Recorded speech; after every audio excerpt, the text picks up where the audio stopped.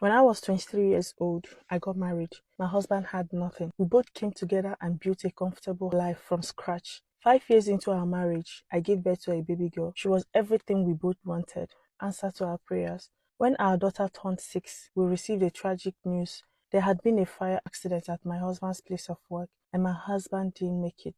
He passed away. I was so devastated. The whole family came together to identify the remains of my husband. A forensic test was carried out and it was proved that indeed it was my husband's. The grief and pain of burying the love of my life, my best friend, was too much for me. We did his funeral. Both families were present. The bond between my husband and our daughter was so strong. In order to maintain his legacy, I decided to teach our daughter everything about her dad, from showing her more pictures of him to telling her where her dad grew up and where he went to school. It wasn't an easy journey for me, but I had to be strong for our daughter, so I kept pretending that everything was okay. 12 years later, my daughter turned 18 and was ready to go to the university. She insisted on going to study in the same state where her dad studied, and even studied the same course her dad studied. I gave her my blessings and sent her off. One day, I got a phone call from my daughter. She sounded so upset on the phone, unlike her bubbly self. Then I knew something was wrong. I asked her what was wrong, and she asked me to confirm if her dad was actually dead or I'm hiding something from her. I'm like, what do you mean? Your dad passed away 12 years ago. You were small then and might not remember, but you were there at the funeral. She asked me to send her pictures of her dad, which I did. She called me back and told me that the man in the photo is exactly the man she saw at the school's parking lot today. I started shaking. Asked her if she was sure, because there is no way this can be possible. Maybe it's someone who looks like him. She insisted that it's the same person. To confirm everything, she took a picture of this man and sent it to me.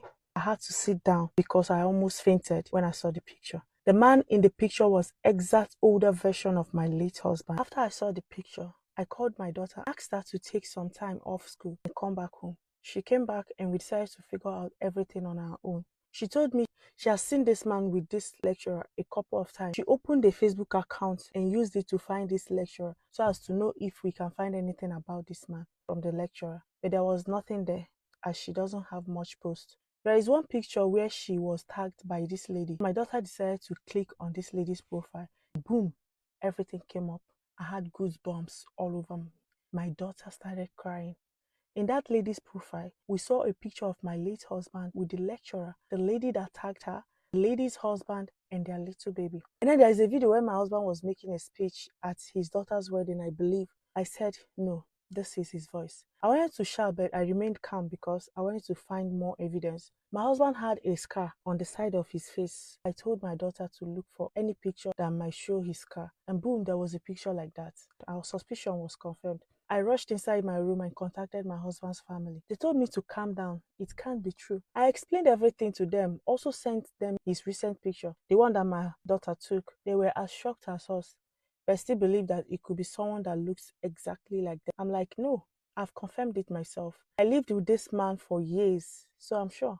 I wanted to get to the bottom of the whole thing, so I took a bold step and contacted the lecturer. What she told me left me speechless. I contacted this lecturer and said, I lost my husband 12 years ago and I think you are married to the same man. She's like, no, I don't think you got the right person. I've been married to my husband for a long time. Our oldest child is 23 years old and we've got 3 children. My husband has never lived elsewhere. As a matter of fact, he doesn't even go out. So that can't be possible. I asked if we could meet in person and she agreed. I mean, who wouldn't? She gave me a location and it was a restaurant. I traveled with my daughter down to her school to go meet this lecturer. When we got to the restaurant, we sat with our back to the entrance, while she, the lecturer, sat facing the entrance. Some minutes later, he arrived, our husband. He greeted his wife with a smile, then turned to greet who his wife was meeting. He saw me, the smile on his face went cold and turned into a shock. He wanted to leave.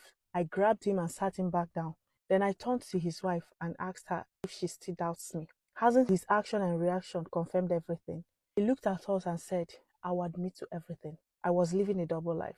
It turned out that he was married to this lecturer in another state before marrying me and starting another family with me. Neither of us, the wives, knew about this. He said he had reason that he would like his other children to be present before saying anything more. So we went to their house. These children present said that he left us, me and my daughter, because people were after his life and he was afraid they would come for us as well. So he faked his own death. The forensic results and everything were all fake. He made us go through 12 years of pain, grief, and trauma for nothing. Now he wants us to move to his base because he wants to make things right for us. I mean, what's the point? And he doesn't want us to let his family know that he's still alive. I'm confused. What would you do if that was you guys? Let me know your opinion.